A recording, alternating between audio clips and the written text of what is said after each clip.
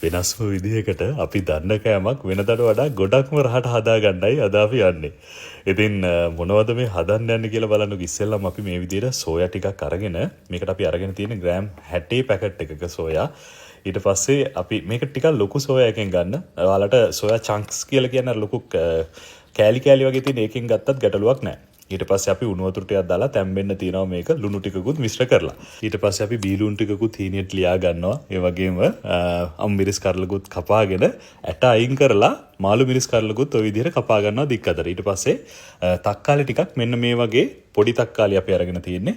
දික් අතට තීරු කපා ගන්න. ඒ වගේම සාමාන්‍ය අල ගෙඩියක් මෙන්න මේ වගේ පුංචි කැට කපා ගන්න. නැත්තම් ඉක්මනට තැම්බෙන්නේ නැතිව. ඉතින් අද අපි හදන්න යන්නේ රසම රස සෝයා මීට් කරියක්. මේක හින්දලා හදන්නේ හරිම රසයි. බලාගෙන ඉන්න කොහොමද මේක හදන්නේ කියලා. ඉතින් ඉස්සෙල්ලාම අපි සෝයා මීට් ටික වතුර ටික අයින් වෙන්න මිරිකලා පැත්තකින් තියා ගන්නවා. ඊට පස්සේ තාච්චියක් ලිපේ තියලා මේ විදිහට තෙල් ටිකක් දාලා අපි මේක රත් වුණාට පස්සේ අබ දාන්නේ නැහැ.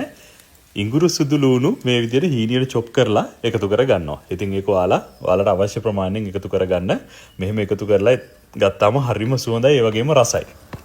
ඊට පස්සේ මේ ටික අපි හොඳට ටෙම්පරාදු කරගන්නවා. ඔයාලට පේනවා ඇතිනේ මේක සාමාන්‍ය ගානට ටෙම්පරාදු වෙගෙන යනකොට අපි ලුණු ටික එකතු කරගන්නවා. මේකටම කපාගත්ත අම්මිරිස්, රම්පේ කරපිංචා ඒවත් එකතු කරගන්න. ඉතින් රම්පේ කරපිංචා කියන්නේ අනිවාර්යයෙන්ම අපි එකතු කරගන්න ඕනේ. ඉතින් මේ ටික ඔක්කොම එකතු කරලා අපි හොඳට මිශ්‍ර කරගන්නවා. මේ ඉඟුරු සුදු ලුණු ටික ඔයාලට පුළුවන් වංගෙඩිය දාලා කොටලා අරගන්නත්. එහෙම ගත්තත් ගැටලුවක් නැහැ. ඊට පස්සේ අපි මේකට එකතු කරගන්නවා එනසල්ලට 3-4ක් වගේ කුඩු කරලා. ඉතින් මේකේ පොත්ත අයින් කරලා තමයි අපි කුඩු කරලා අරගෙන තියෙන්නේ. ඒ වගේම කුරුඳු පොතු කෑලි කීපයකුත්. දැන් මේකට අපි එකතු කරගන්නවා.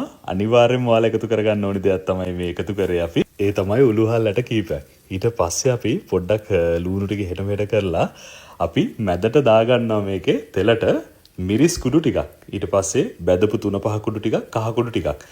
මේ ටික අපි මුලින්ම දාගන්නේ නැත්තම් කර වෙන නිසා. ඊට පස්සේ අපි මේක හොඳට තෙලේ ටෙම්පරාදු කරගන්නවා. ඔයාලට පේනවා ඇති මේක හරිම ලස්සනට ටෙම්පරාදු වෙනවා. ඉතින් මේක මාරම සුවඳයි මේ වෙලාවට. I think කියලා වැඩක් නැහැ. මාර සුවඳක් එන්නේ ලුණු, මිරිස් අර 3-5 ඔක්කොම එකතු වෙලා බැදිලා එන සුවඳ හරිම සුවඳයි. ඊට පස්සේ අපි මේකට එකතු කරනවා ලුණු කුඩු ටිකක්. අවශ්‍ය ප්‍රමාණයට එකතු කරගන්න. ඒ වගේම ගම්මිරිස් කුඩු ටිකකුත් එකතු කරලා මේක හොඳට ටෙම්පරාදු කරගන්නවා. ඊට පස්සේ අපි මෙන්න මේ විදිහට ටිකක් උකු පොල් කිරි, මේකේ දිය කිරි මිටි කිරි දෙකම තියෙන්නේ. අපි මේ විදිහට එකතු කරගන්නවා. ඉතින් ඔයාලට පේනවා ඇති මේ අපි එකතු කරන මට්ටම සාමාන්‍යයෙන් අපි පොඩි හොද්දක් වගේ හදාගන්න මෙන්න මේ විදිහට උකුවට එකතු කරගන්නවා. ඊට පස්සේ මේක මිශ්‍ර කරලා අපි ඉස්සෙල්ලම දානවා මේකට අල ටික. අල ටික කපා ගන්නකොට ඕගොල්ලෝ ගොඩක් පොඩිකට කපා ගන්න නැත්නම් මේක තැම්බෙන්න ලොකු කාලයක් යන නිසා.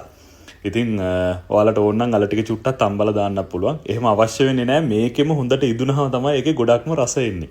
ඊට පස්සේ අපි මේකට එකතු කරගන්නවා අර කපාගත්ත මාළු මිරිස් කරලයි ඊට පස්සේ තක්කාලි ටිකයි. ඉතින් මේ ටික ඔයාලට ඕන නම් පස්සේ එකතු කරගන්නත් පුළුවන්.